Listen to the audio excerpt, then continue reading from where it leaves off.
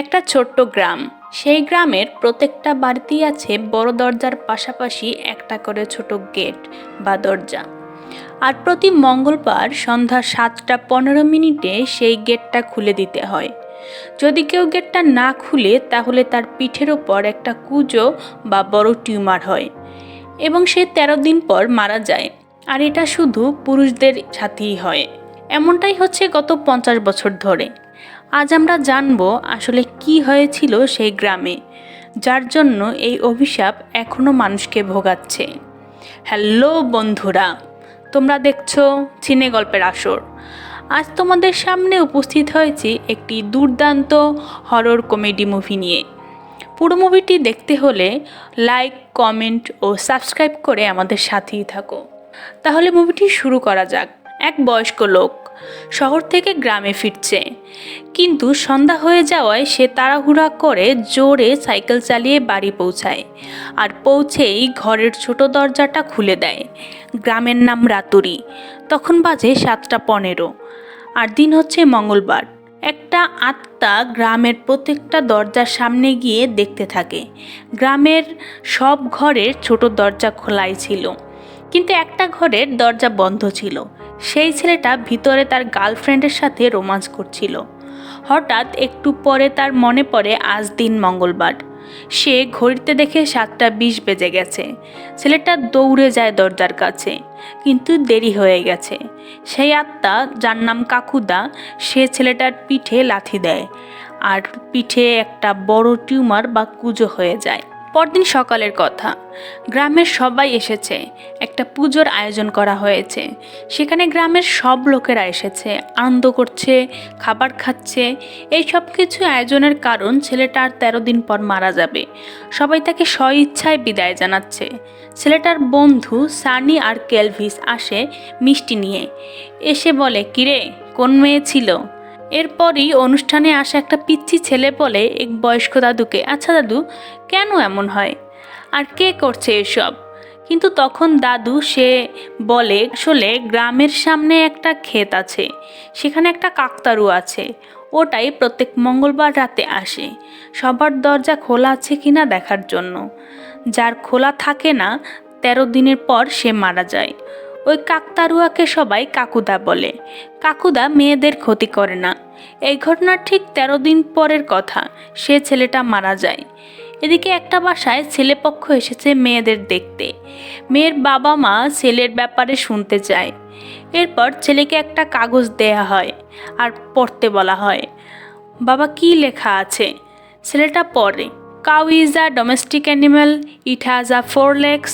অর্থাৎ মেয়ের বাবা মা এমন ছেলে চায় যে ইংলিশ পড়তে পারে, কিছুটা বলতেও পারে। আর তাদের মেয়ের নাম হচ্ছে ইন্দু। ইন্দু শব্দ শুনে ইন্দুর বাবা মা উপরে যায়। ওর বাবা মা ভাবে ইন্দু খারাপ কিছু করে ফেলেছে।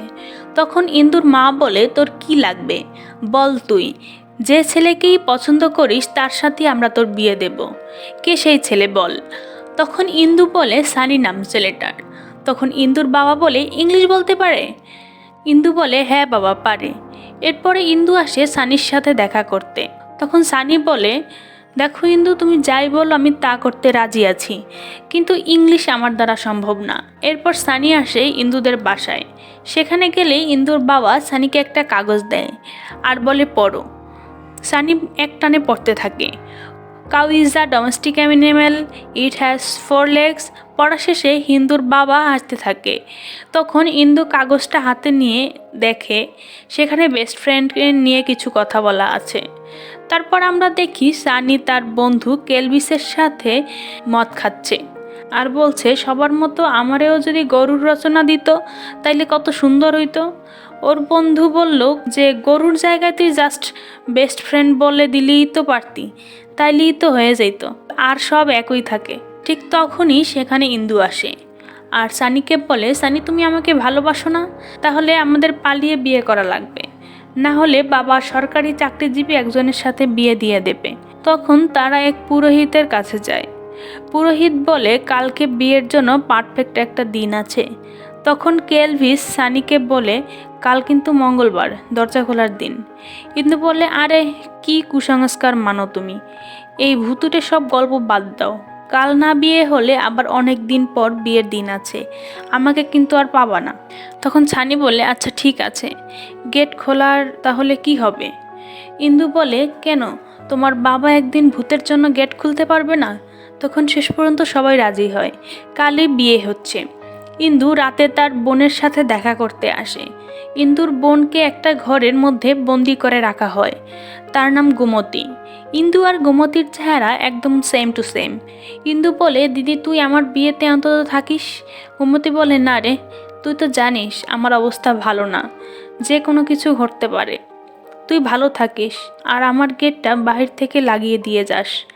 এই বলে গোমতী ভিতরে চলে যায়। এর পরের দিন বিকালে সানি বের হচ্ছে। ঠিক তখনই সানি দেখে তার বাবাও কোথাও যাচ্ছে। তার বাবা যাচ্ছে তীর্থ ভ্রমণে। সে বলে, সানি মনে করে আজ দরজা খুলে দিস। কিন্তু সানি বলে, বাবা তুমি যেখানে যাচ্ছ সেখানে তো অনেক বন্যা হচ্ছে, যেও না। সানির বাবা বলে, আরে যা হবার হবে, যাব যখন মনে করেছি যেতে তো হবেই। সে বলে চলে যায়। একটু পর সানিকে ফোন করে ইন্দু আর বলে, কই তুমি, বিয়ের সময় পার হয়ে যাচ্ছে, তুমি এখন আসো নাই কেন? সানি চলে যায় বিয়েতে। এরপর বিয়েতে বসে বিয়ের সব কাজ শেষ হয়। সে ইন্দুকে কোলে নিয়ে তাড়াতাড়ি করে ঘুরে নেয়, সিঁদুর পরিয়ে দেয়। তখন 6টা বেজে গেছে। আর তখন ইন্দুকে বলে, ইন্দু তুমি থাকো, আমি তোমাকে কাল বাসায় নিয়ে যাব। এই বলে সে বাইক স্টার্ট দিতে যায়, কিন্তু বাইক চলছে না। এরপর পাশে থেকে একটা সাইকেল নিয়ে সে রওনা দেয়। কিছুটা পথ আসার পরে সাইকেল থেকে সানি পড়ে যায় আর চেনটা নেমে যায়। সানি সেই সাইকেল রেখেই বাসার দিকে দৌড়াতে শুরু করে। সেখানে 7টা 17 বেজে গেছে। সে ভিতরে ঢোকে, কিন্তু ছোট দরজা খুলতে পারে না।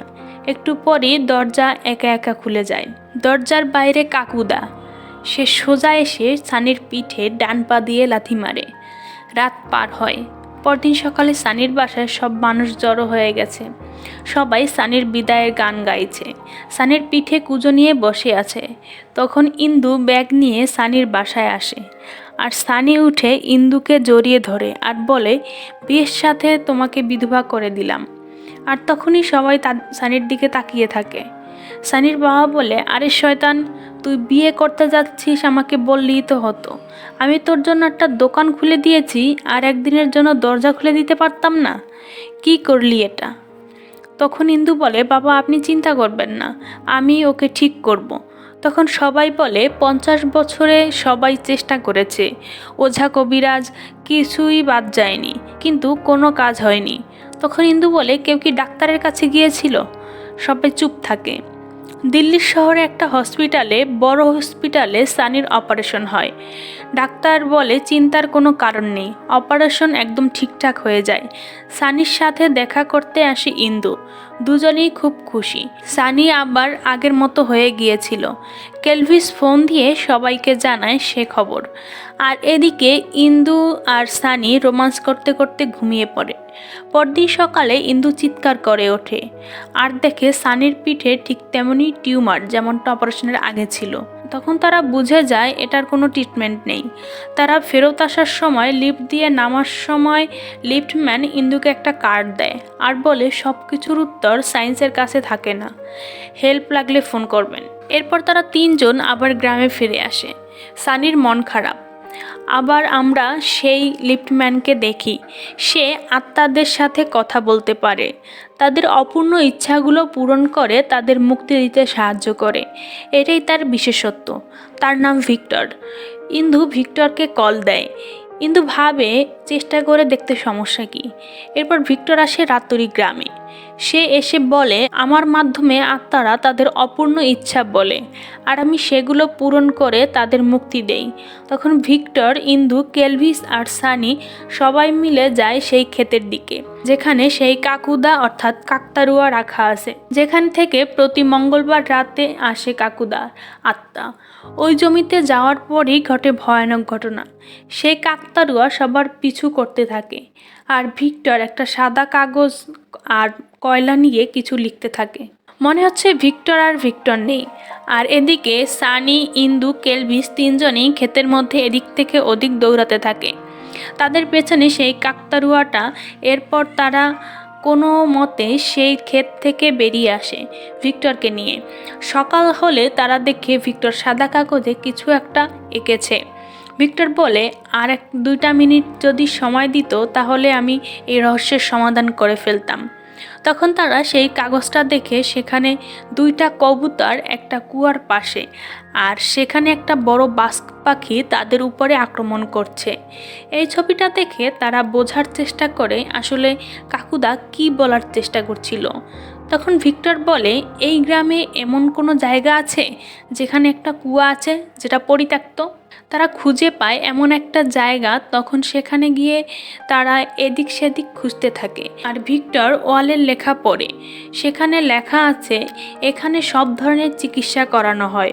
ডক্টর কাক্কু পালোয়ান। ঠিক তখনই তারা দেখে মাটির নিচে 2টা কঙ্কাল, আর তখনই সেখানে কাকুদা চলে আসে। কাকুদা তাদের দিকে ভয়ানক দৃষ্টিতে তাকিয়ে থাকে। ইন্দুর দিকে এগিয়ে আসতে থাকে কাকুদা, কিন্তু একটা সময় কাকুদা উধাও হয়ে যায়। পরদিন সকালে ভিক্টর মাটি খুঁড়ে একটা টুপি পেয়েছিল, সেটাই দেখছিল।